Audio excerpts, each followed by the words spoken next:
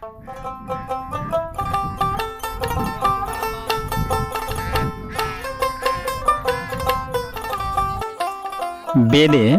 বাংলাদেশের একটি যাযাবর ইন্দো আর্য জনগোষ্ঠী।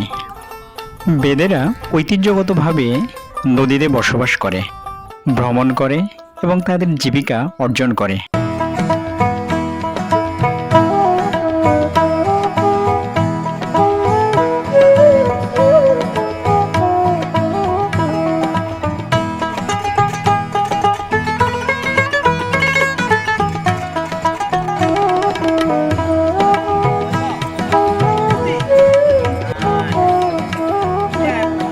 আপনাদের দেশের বাড়ি কোথায়?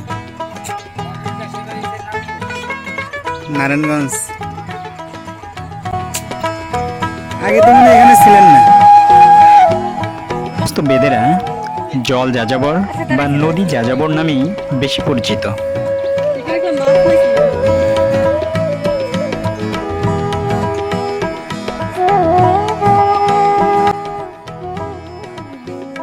বেদেরা ইউরোপীয় যাযাবরদের অনুরূপ।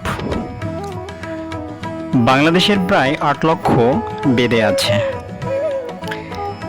তারা দল বেঁধে ভ্রমণ করে এবং কখনো এক জায়গায় কয়েক মাসের বেশি থাকে না।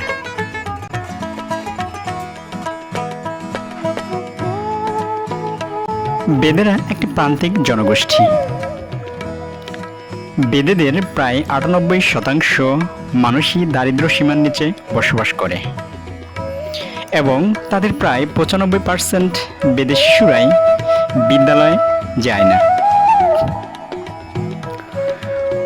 ঐতিহাসিকভাবে বেদেরা ভোট দিতে পারত না, কারণ তাদের স্থায়ী কোনো আবাস ছিল না।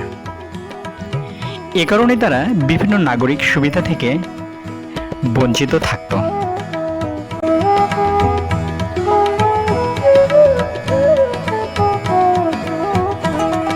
বেদেরা নদীতে বাস করে, তাই বেদেদের অধিকাংশই সাপ সম্পর্কিত ব্যবসায়ী জীবনযাপন করে থাকে।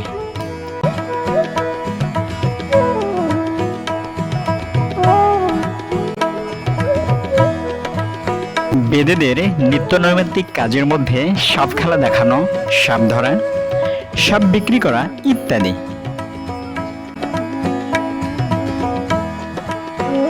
তারা ভাগ্যবতী গুল্ব এবং ভেষজ ওষুধ বিক্রি করে, যা তারা দাবি করে যে এতে জাদুকরী বৈশিষ্ট্য রয়েছে।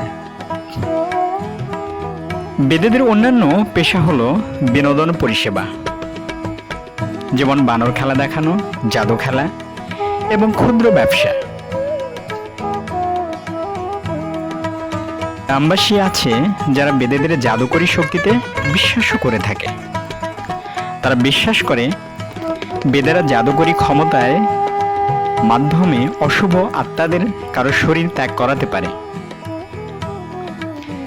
তাদের কেউ কেউ ঢাকা, চট্টগ্রাম, খুলনার মতো বড় শহরের ব্যস্ত রাস্তায় ভিক্ষাও করে থাকে।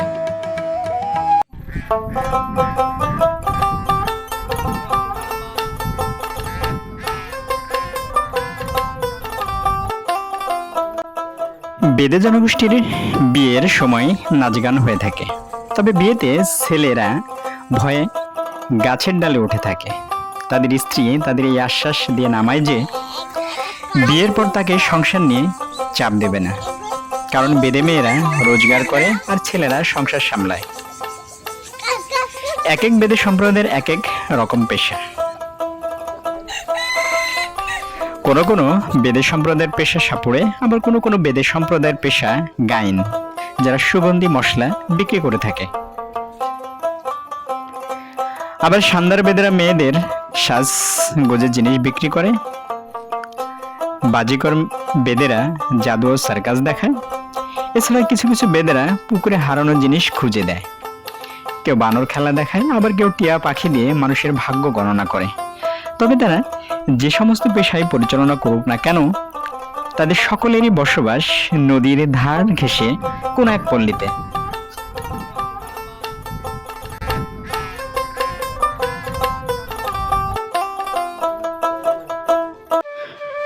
সর্বোপরি বাংলা ও বাংলাদেশ নানান সংস্কৃতির ধারক এবং বাহক। বেদে সম্প্রদায়ের সংস্কৃতি তারই একটি অংশ মাত্র।